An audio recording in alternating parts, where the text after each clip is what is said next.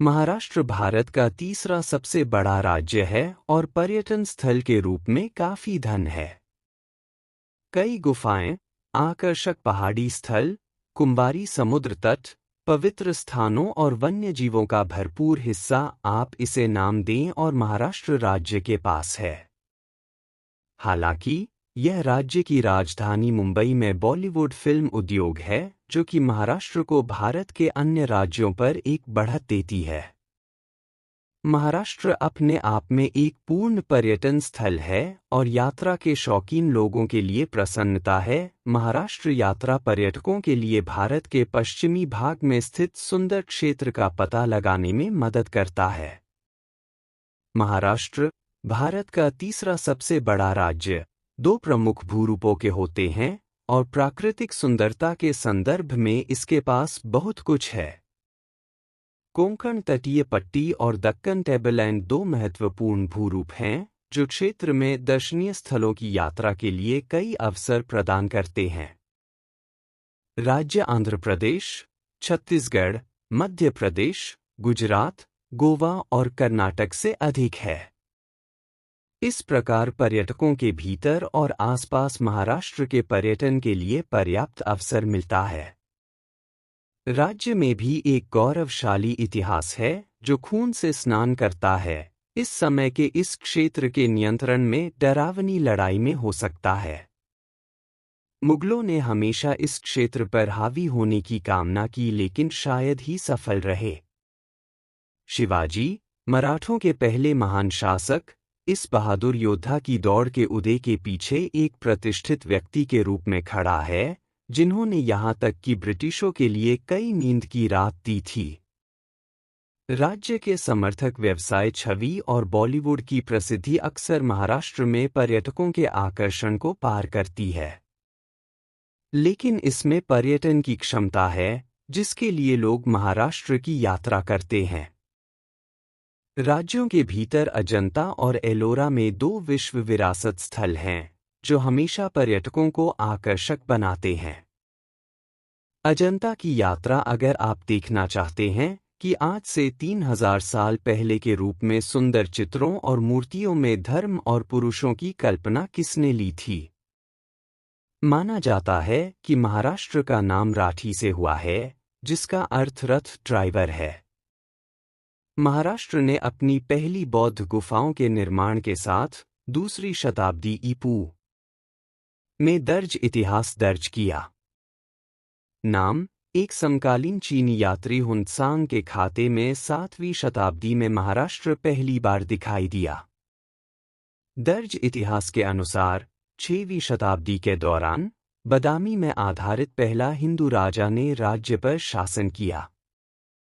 मराठा साम्राज्य के संस्थापक शिवाजी भोसले ने मुगलों के खिलाफ एक आजीवन संघर्ष किया। 1680 तक शिवाजी की मृत्यु के वर्ष लगभग पूरे डेक्कन अपने साम्राज्य का था। शिवाजी एक महान योद्धा और भारत के बेहतरीन शासकों में से एक थे, इसलिए वह मराठा इतिहास में सर्वोच्च स्थान रखती है। संभाजी शिवाजी को सफल हुए लेकिन वह अपने पिता शिवाजी के रूप में महान नहीं है। 1680 से 1707 को महाराष्ट्र के इतिहास में अस्थिरता की अवधि के रूप में जाना जाता है।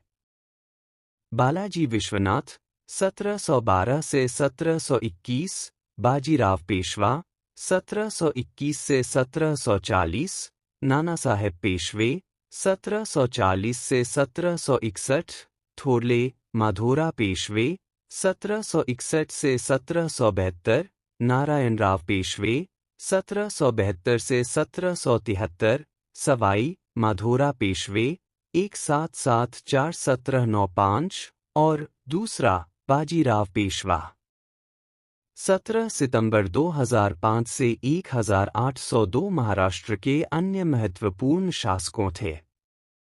1803 में अहमदनगर किले के पतन ने भारतीय शासनकाल और डेक्कन में ब्रिटिशों के वर्चस्व के अंत के रूप में चिह्नित किया। 1804 में जनरल वेलेस्ली ने अराजकता की स्थिति में डेक्कन घोषित किया। सैन्य शासन स्थापित किया और पेशवा ने नाम के लिए शासक बनाए। वर्तमान राज्य का गठन 1 सितंबर 1960 में बंबई के रूप में हुआ था, जब बंबई राज्य के पूर्व में मराठी और गुजराती भाषाई क्षेत्रों अलग थे।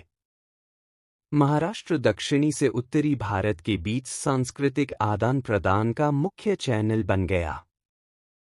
विभिन्न धर्मों के लिए महाराष्ट्र में कई धार्मिक स्थलों और तीर्थ स्थल हैं। नाशिक हिंदुओं के लिए पवित्र शहर है। कुंभ मेला हर 3 साल के लिए यहां आयोजित किया जाता है और 12 महीने के लिए कुंभ मेले का आयोजन किया जाता है। मुंबई के मुंबादेवी मंदिर पूरे भारत में जाना जाने वाला एक प्रसिद्ध मंदिर है। औरंगाबाद में कैलाश मंदिर उत्कृष्ट वास्तुकला का सबसे पुराना और सबसे अच्छा उदाहरण है। पंढरपुर, शिरडी, बाहुबली मंदिर अन्य महाराष्ट्र के प्रसिद्ध मंदिर हैं। मुंबई में हसी अली कब्र 800 साल पुरानी है और मुख्य मार्ग से एक मुख्य मार्ग से जुड़ा हुआ है जो सालाना उच्च मानसून ज्वार में जलमग्न है। तख्त सचखंड श्री हजूर नांदेड़ के अचलनगर साहिब, महाराष्ट्र में सबसे महत्वपूर्ण गुरुद्वारा है। यह सिखों के प्राधिकरण की 4 उच्च सीटों में से एक है। गुरु गोबिंद सिंह 10वीं सिख गुरु का नांदेड़ में निधन हो गया और उनकी राख गोदावरी नदी के किनारे पर सचखंड श्री हुजूर गुरुद्वारा में दफन हो गई। पुणे में ओशो आश्रम भी हर साल कई भक्तों को आकर्षित करती है, जिसमें 70 के दशक के बाद से ओशो की मृत्यु हो गई थी। हालांकि 70 के दशक के बाद से वे पश्चिमी देशों से बड़ी संख्या में शामिल थे। मुंबई में माउंट मैरी चर्च और अफगान मेमोरियल चर्च अपने पुराने और पश्चिमी वास्तुकला के लिए प्रसिद्ध हैं।